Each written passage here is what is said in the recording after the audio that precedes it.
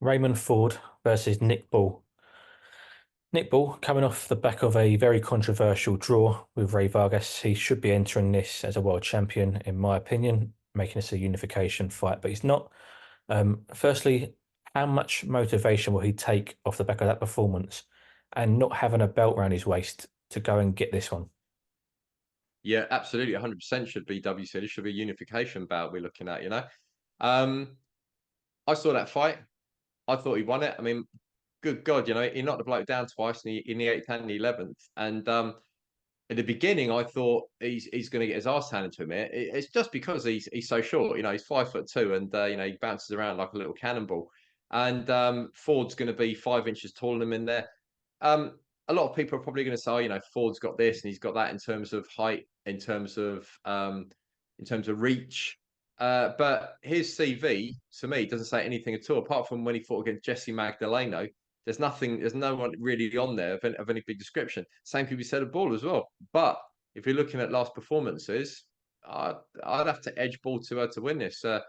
Raymond, as I think half of his fights are stoppages, and I think so. Nick's got a slightly better sort of stoppage ratio in there. I think it's a great fight. I think it's a fight that, again, not many people would want to watch, but due to the fact that Saudi have highlighted Ball in that last fight, it kind of raised him up in terms of visibility, and it's propelled him into to more world title shots. So I think this could be an unexpectedly great fight. I really do. And another great thing about Saudi is that a lot of people are losing their unbeaten records, or they're having to forfeit titles that maybe they got a little bit easier. And what's then happening is that we're getting real champions that are ruling roosts at the moment, which is brilliant, absolutely brilliant. But this could be, like I said, this could be the fight of the night that nobody saw coming.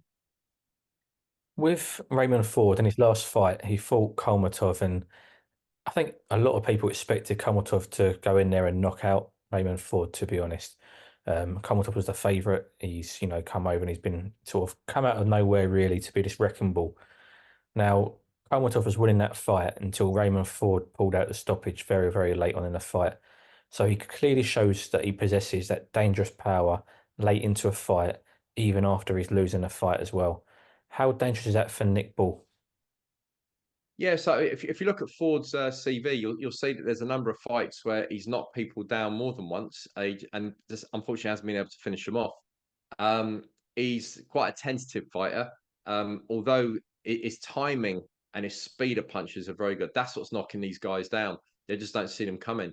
At 5'7", when you're throwing punches, 126-pound fighter at 5'7", if they throw a punch fast, if you're 5 inches shorter and you've got that extra weight, sort of pound per square inch ratio, you're not gonna be able to move out the way as fast as well. So Raymond's a slick operator. Is when he did win his last fight, it was footwork, it was a speed, but it was timing. It was the timing that impressed me about Raymond Ford.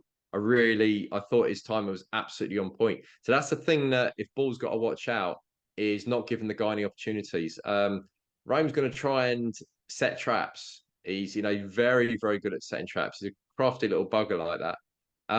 But that said, Ball proved in his last fight when he was in Saudi that he's able to walk through people and he's willing to take punches. His guard is tight, and then when he gets in close, it's bam bam bam bam, and he's willing to throw punch after punch. He's got a phenomenal engine on him. He really does have great stamina. He's obviously living the life correctly.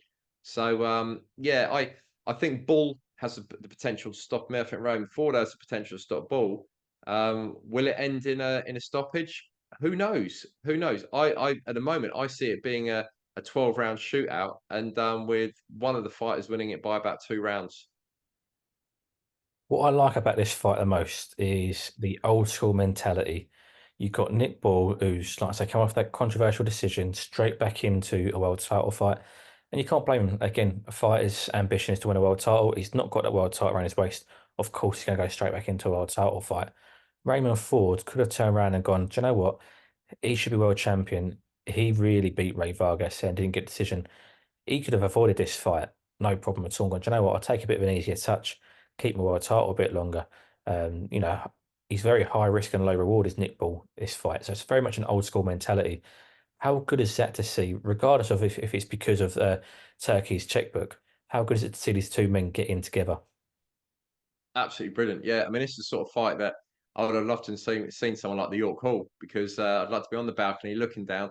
And in my mind, I see it that they're going to be kind of working in the pocket at times, and then Ford's going to be pushing them off and using his distance, and Ball like a little Tyson, using sort of step to get into the into his space, and work the body, try and break him down that way. So I think I think it's great that I think actually been a phenomenal matchmaker. I don't know he's got working in the background, because he's got to have somebody working in the background helping him with the matchmaking there. Because I really do not believe for one moment that he's suddenly pulling these fights together and the matchmaking he's doing. It's quite easy for anyone to say Fury versus Joshua. Yeah, everyone knows these two names and that's it. When we're talking about this level here, he's obviously got a very good group of advisors around him.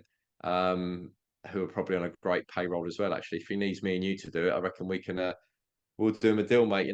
We don't need 30, 40 million. We'll just do it for a mil each. So, but is it great these fights happening? Absolutely, and long may it continue. There are so many fighters all around. There's a guy called Richard Torres Jr., big heavyweight, who is blasting through people at the moment. I would love to see him in Saudi. I'd love to see them put some big 6'6" guy in front there who's got a bit of form, and see this guy absolutely dispatch him. He's the next Tommy Morrison. He really is, this guy, and he just needs a bigger platform. So it's a case of how do you get on Turkey's radar, and is that a case of your promotional agent? Is it a case of the promoter who you're fighting for? Who knows? But once you're on Turkey's radar, you're made for life.